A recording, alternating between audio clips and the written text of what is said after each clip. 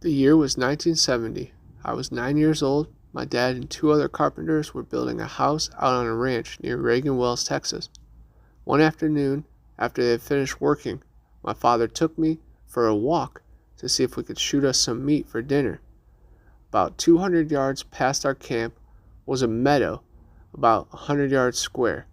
We could see some does, but even though I was talking, their attention was towards another direction. We walked off the road and started to make our stalk from the brush. As we got closer, my father took up his rifle and fired. A doe went down, and from that moment there was complete chaos. We heard a scream that was so loud you could feel it in your chest. My father, being a Korean War veteran, had a frightful look. I remember his face to this day. As we started walking towards our kill, there was another scream. It was more like a roar. My father grabbed my hand as we started walking. Every time we walked in a direction, there was a grunt and limbs breaking in front of us. We changed direction several times, and whatever it was kept getting in front of us. We tried one more time, change of direction, and suddenly this creature came up from the bushes.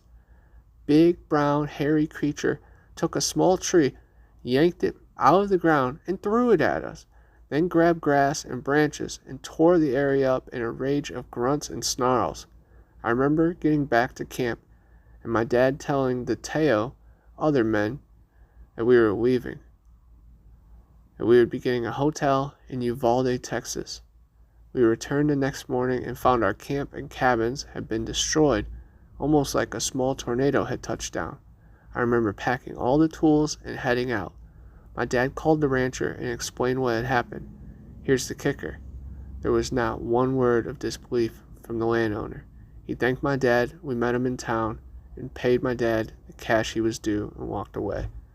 I'll never forget those screams or the look on my father's face till the day I'm put in my grave. In Purgatory Creek, about 50 miles west of Oklahoma City, you'll need a good four-wheel drive, and it better not fail to start. You might spend one night, but the second night you'll be run off by a 9-foot-tall, male, hard man. I definitely saw the back of something at the Wichita Mountains Wildlife Refuge one time, but it could have been a wild pig. I was lying in bed looking at my baby girl, and I felt someone behind me. I thought it was my wife, so I turned around quickly to startle her. It was a dark, shadow person. It startled me, and then it came at me. It started to almost playfully hit me. I turned on the light next to me, and it levitated, and then disappeared right before my eyes. People I tell think I was dreaming, but I was awake.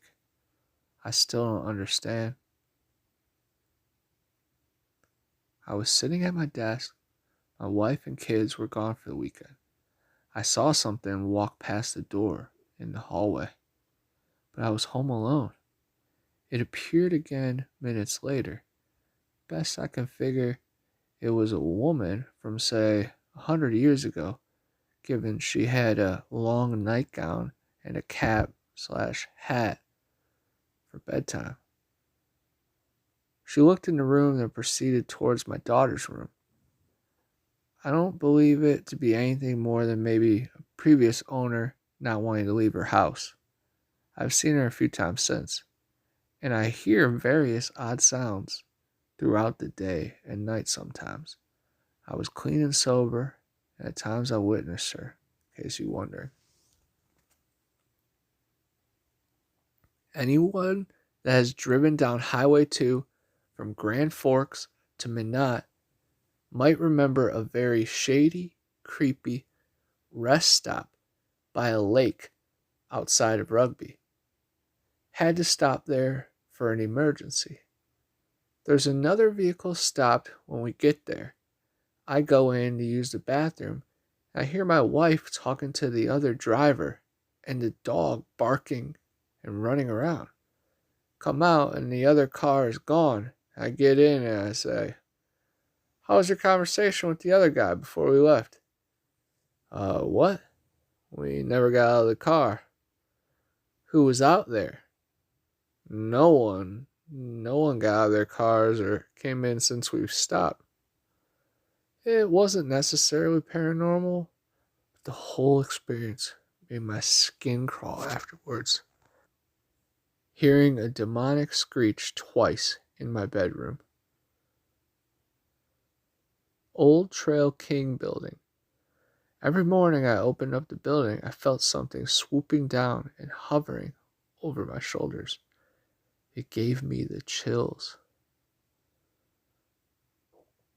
Our TV sometimes shut off by itself at night when I was watching it.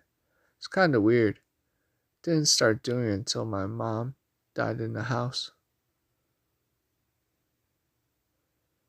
I lived in a haunted house. One literally scratched me. I was reading and my side started burning. Lifted my shirt and seen 3 scratches. When I was a kid, me and my grandparents were visiting my great-grandparents. They had a jiggling machine.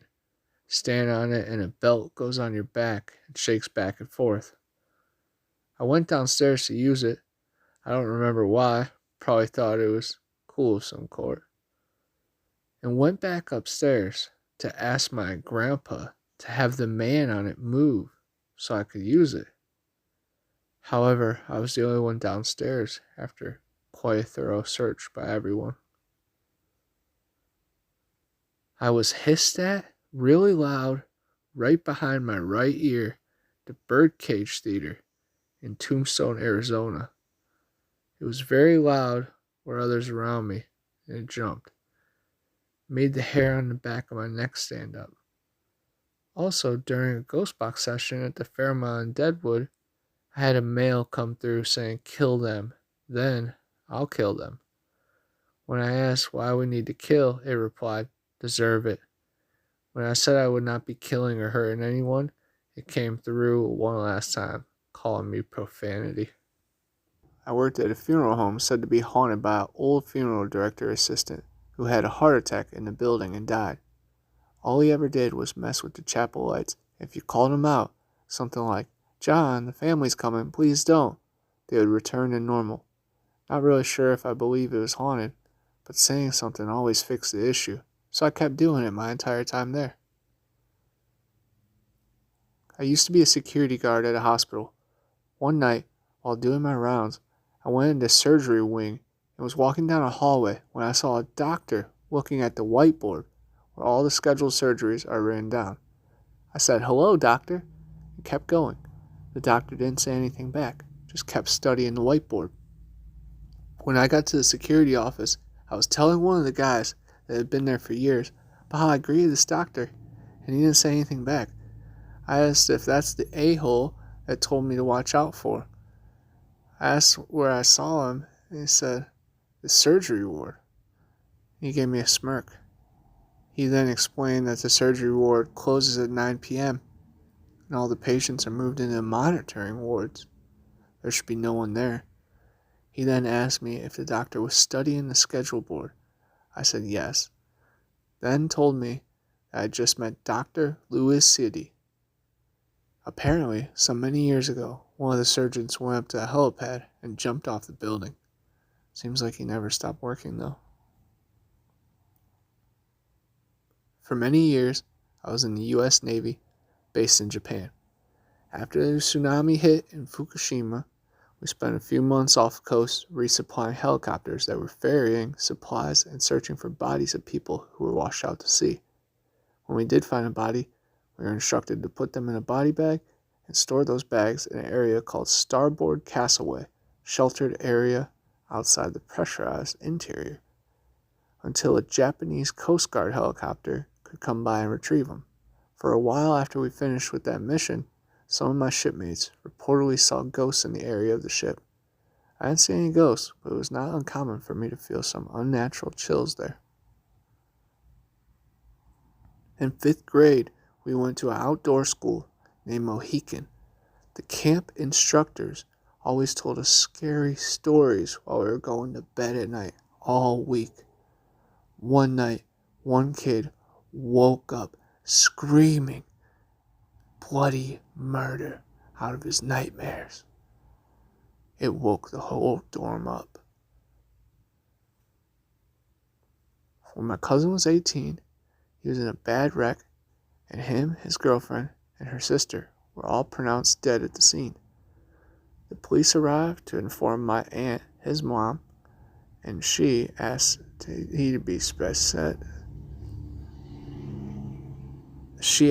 he be sent to a specific funeral home. While they were preparing to embalm him, he raised up and asked, "Where the hell am I?" The funeral director said it was the first time he ever had to go home and change pants. I should add that the top of his head was open and his brain was exposed. He was sent to the hospital. The same police officer came to my aunt's to tell her that he was not dead, but in the hospital. They thought he'd be in a vegetative state, but a few weeks later he walked out of the hospital. My aunt said it was the worst and then the best day of her life. I worked at the last Booth homes for pregnant girls in the early 2000s. Lots of dead babies and some dead moms in the history of that campus. We had any number of creepy things happen, to the point that I brought it up in a staff meeting, and the social workers just said, "Oh, must be the time of the building blessed again." But what stuck with me was the baby swing. I came into the living room and found it swinging by itself, hours after the teenagers were in bed.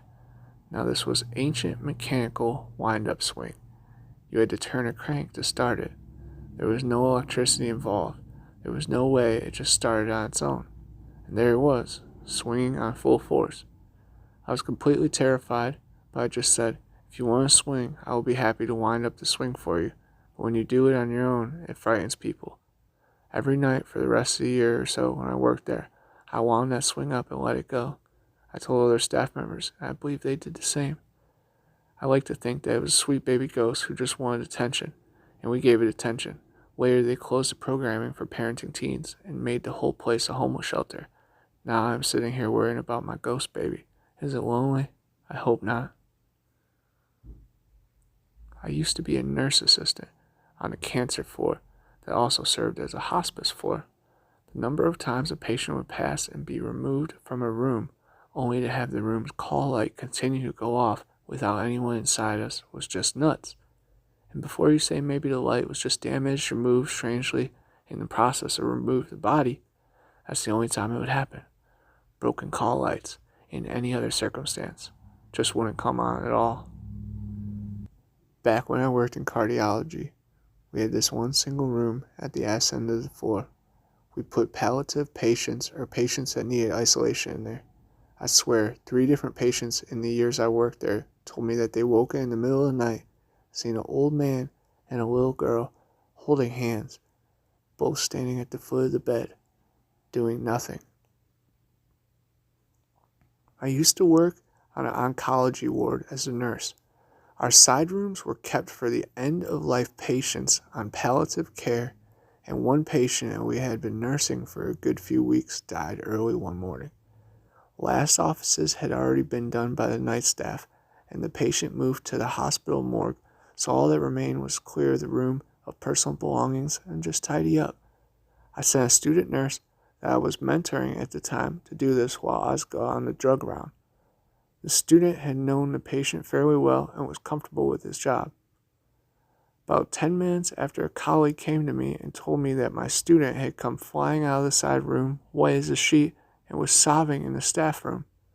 I went to find out what the problem was, and the student told me she had been cleaning out the sink area in the bathroom and glanced up and seen the deceased patient reflected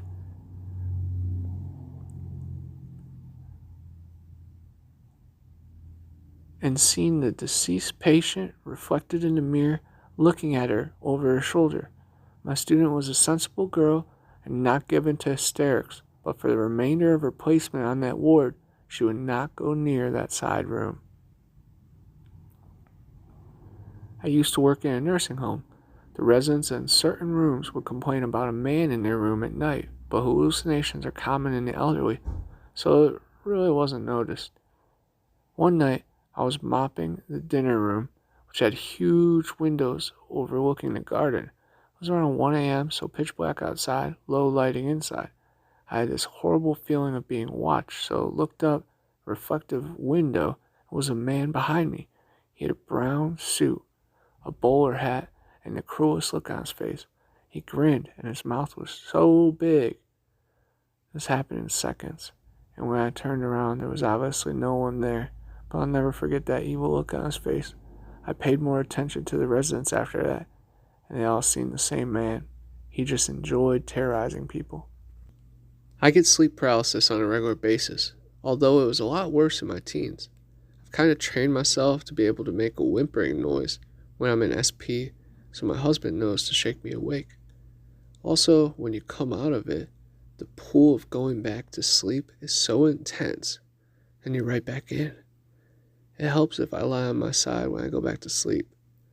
When I was about 12, I experienced the old hag, and it was the most terrifying experience of my life. There used to be a place called Creekside Apartments, and there were stories of gnomes and little trolls in the woods. We were chased out there a few times on our bikes.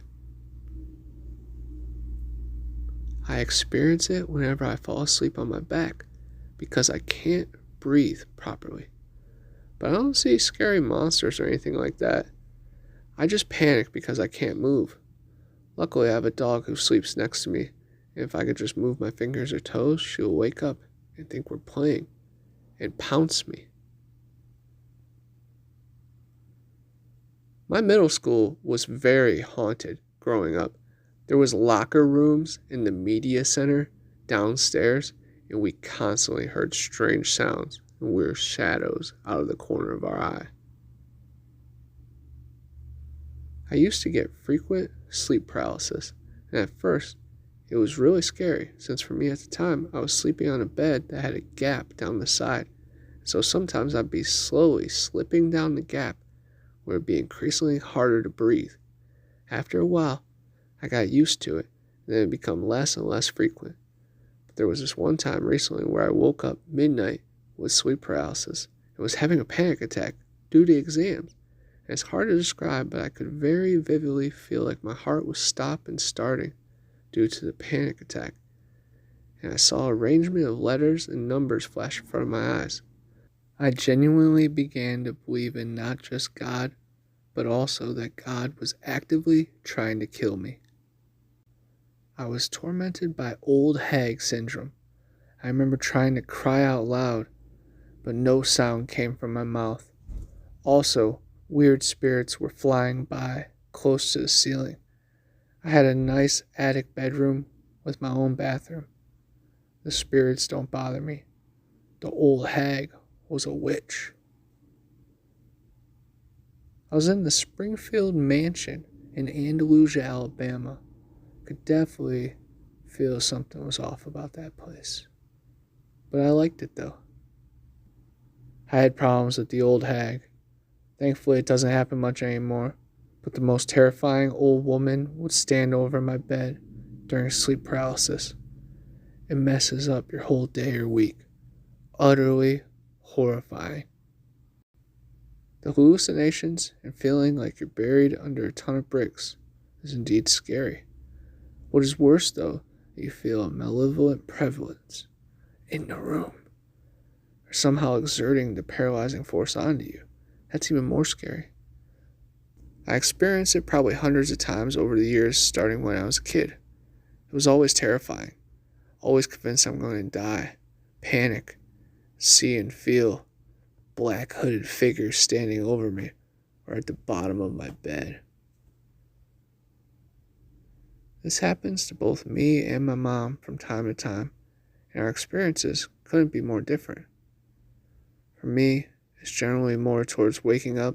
It feels like I'm coming out of a serious sedative, but my body isn't quite there yet. I really want to move.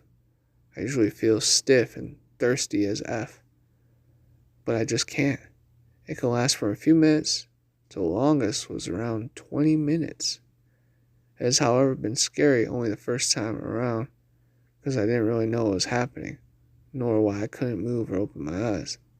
After the first time, it's now just uncomfortable and annoying, but I never have scary visions or panic attacks.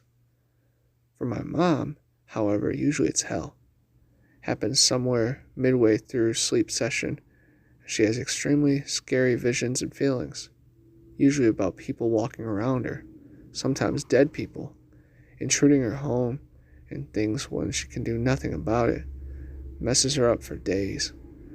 We never learn why it's so, especially since she's pretty chill, and I do suffer from anxiety. I did develop a theory it's because we have pretty severe aphantasia, so mental images are not really something that happens to me. Even dreams are extremely rare to me. I was working in an office at an old job. There was a camera looking down at my and a colleague's workstation. I left for the day and my colleague was still working. There's one of those hanging lights above our heads. Next morning, I came in and there was glass everywhere. One of the light bulbs had fell down. So I'm like, oh yeah, that's strange. My colleague comes in and says, oh hey, I wanted to show you this on security footage. That's why I didn't clean it up. He pulls the security footage and this is what we saw. You see me leaving for the day. Then you see my colleague get up to go to the toilet. A minute later, the camera goes into night vision mode. A weird, shadowy glitch moves from left to right. When it reached the light above our heads, the bulb started glowing brighter and brighter. Then it switched off and fell out of its socket and shattered onto the floor. Camera goes back to normal mode.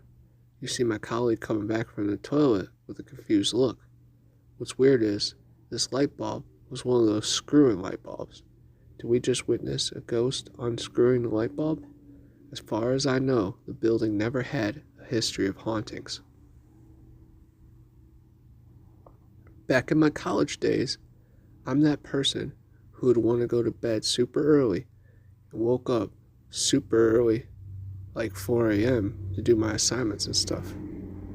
I was staying in a one-bedroom college dorm, so I'd do this alone. One day, I was doing my assignment. It was almost 5 a.m. I received a phone call from my next door friend, but every time I picked up that call, she would hang up. This happened like 3 or 4 times. I was getting really annoyed with that, so I just went to her room and knocked on her door. It took a little while for her to open the door because she was sleeping, like in a really deep sleep. She was of course mad at me for disturbing her sleep. Then I showed her my phone history that she called me. She claimed no way because she was sleeping and hadn't waken up at all, and her phone was charging. She proceeded to show me her phone, only that she forgot to turn on the switch and her phone was dead. The type of dead where even though we put it on a charge, it won't turn on. It really creeped both of us out. My friend swore that she wasn't pranking me and I believed her, because how groggily she looked at the time. Nevertheless, I'd never stay up on my own again after that. I moved back to my hometown for a little while when I was 21. Lived with my parents briefly, and then around Christmas time got a job and rented a cheap studio apartment in this really remote area of town. Moved in just a few days before the holidays. I only had enough money to get a bed, couch, and a landline phone. On Christmas Eve, I was out with family members and didn't come back to the apartment until super late at night, probably past 1 a.m. It was already spooky and lonely in the apartment, but it got way spookier when I realized my answering machine was blinking in the corner. As I stated, I'd only been in this place a couple days, so I hadn't given out the landline number to anyone. The message was about 5 straight minutes of an elderly woman calling out my name, sounding all confused and scared. It's haunted me for decades. I have no idea who she is. I used to be a police dispatcher in a rural area. In a small town, a woman was found murdered in her home, a single gunshot wound to the head. She was elderly, never married, didn't have any family. No gun, shell casing, gunpowder, or any evidence of a gun being fired in the house were ever found. The windows were all locked. The doors were dead bolted shut. I forget the exact details now. It was either muddy or snowy out. Any out-of-place footprints, tire tracks would have been obvious. There were none. The only contact she had was people going to church every Sunday. That's how the call was initiated. Someone from church asked us to check on her after not seeing her for a few weeks, which was unusual. Police were stumped. They put out press releases asking for anyone with possible information to come forward, but no one ever did. It was years ago, but I still wonder what the hell happened there. I was in Opp, Alabama yesterday. It's home one of the most mysterious disappearance cases. 6 people disappeared overnight. They were found long after in a river submerged in a car. Only thing, it was only 5 of the 6. The last person has never been found. One time, when I was probably 7, my brother would have been 8 or 9, we were laying in our parents' bed with our mom. We were kind of just watching TV. It was time for bed. My dad was in the bathroom. We looked down at the foot of the bed to see the top of his head, shaved, peeking out. So he thought he was just messing with us. We laughed and we called out of the bathroom like, "What's up?" All 3 of us saw the same exact thing. My dad checked the house, and nothing. Another scarily similar story that my parents just told me about the other day. I felt strange things have been happening lately. Same thing happened, but they thought it was me. All they saw was the top of my head, blonde hair, at the top of the bed.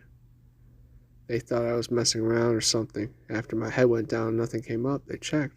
I was asleep in my room. I'm 19. My hair is blonde. I was like 5 or 6 when we first moved into the house. When I was in college, I looked out by moving into a house with a roommate who went to the military but paid rent anyway, so I had the house to myself. One day, I was sitting at the computer with a text alert chimed in from a Motorola flip phone. I grabbed it and went to check the message, and the battery cover, which had become loose over the years, fell off. It fell past my lap toward the hardwood floor, but I never heard it hit. I searched for that battery cover for an hour before I finally gave up, taped my battery in, and reassigned myself to finding it later. About a week after that, I was packing to travel to my cousin's wedding. I was ready to leave the house, but when I wanted to put on my shoes, the only pair a broke college student had, I couldn't find them. I turned over every piece of furniture in my room, scouring every inch of the floor, and somehow still couldn't find the shoes. I eventually left anyway, wearing sandals, having put off the drive so long that I was almost late, and ended up running into Walmart to buy a cheap new pair of shoes. Made it to the wedding on time, had a great time, headed home the next day. When I entered my room, I immediately saw my shoes sitting on the bed in the exact same place I put them.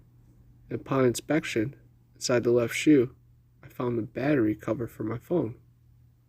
Those shoes were not where I left, plus I had worn them several times since I lost my phone cover.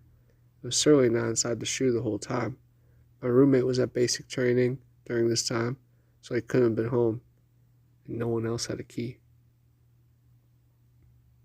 I live and work on a small remote island with about 300 residents. There are a few women and no children. It's essentially a work camp. I was trying to fall asleep in my bed with my back to the door when I heard the door open and someone walk in. The floor was creaking. I have housemates and it wouldn't be unusual for them to walk in drunk or ask for ibuprofen or ask what time we report to the boat tomorrow or something. So I asked, "What's up?" And a little girl replies, "Daddy, I'm lost." I yell and sit up in bed, whipping around to face the voice. A shadow about 4 feet tall is in front of me. When I jolt and yell again, it fades into the wall behind it. I know it was my imagination, but I was thoroughly spooked to the bone. Like I said, there's no children who live on the island, but there used to be back when the island was a ranch, with the working ranchero families living alongside the Native American inhabitants. Still gives me goosebumps to think about it.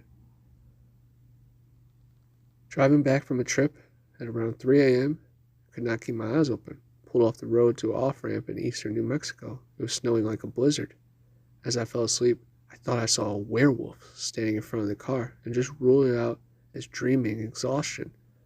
I woke up minutes later to my girlfriend screaming at me. I looked behind me in the driver's side window. The person wearing a dog head was painted up, had bones and other animal leather on his body, but still looked naked of sorts. Started the car and drove until we hit Albuquerque. Years later, we drove out there and checked all 3 stops near where we could have pulled off. We drove for miles and miles and found not one livable house nearby. all abandoned for decades. Never figured out how or why someone was just there during a snowstorm. Also, I had set an alarm for 30 minutes to sleep it off in the drive after we left. It could not have been there parked there for more than a few minutes. When I was probably 15, my parents left me home alone for a few hours to go run errands. Being a teenager, I wanted to hang out in my room and talk on the phone. About 2 hours after they left, I heard the door open and footsteps in the hall and the stairs.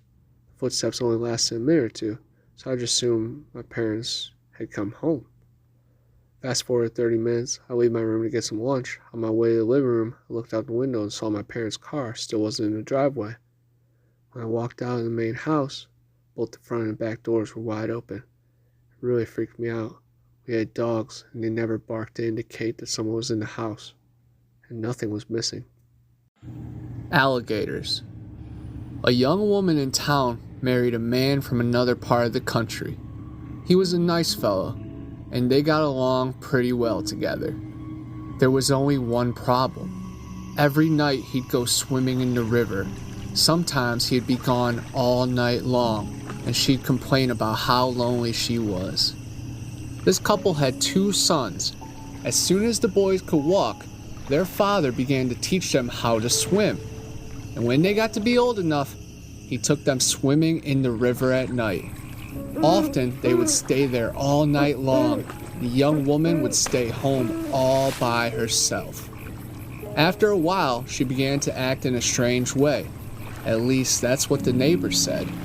She told them that her husband was turning into an alligator and that he was trying to turn the boys into alligators.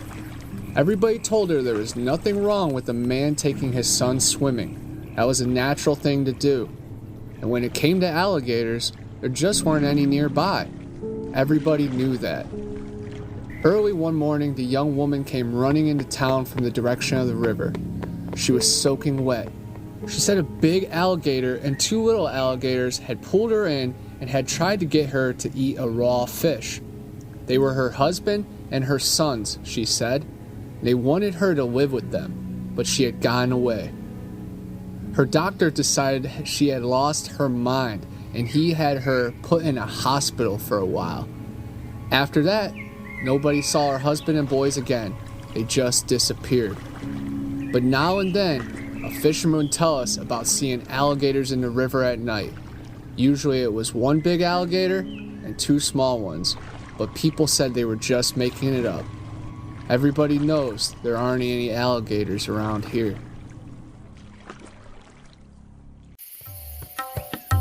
Hey, I'm Connor from Bigfoot Anon, and I'm always on the hunt for the next big adventure. When you're on the trail for long hours, you build up quite the stench, enough to drive any skunk ape or yeti away.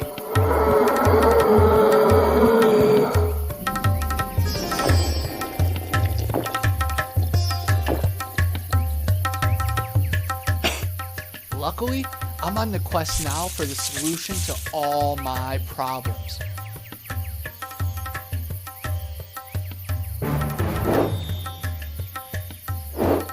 Yeti bars.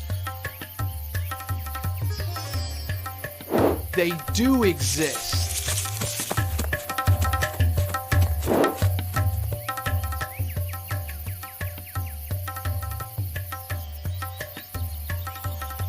Available in tons of different scents and fragrances. Check out YetiBars.net for more and use my code BA10 for a special offer. Clean like a beast. Yeti Bars!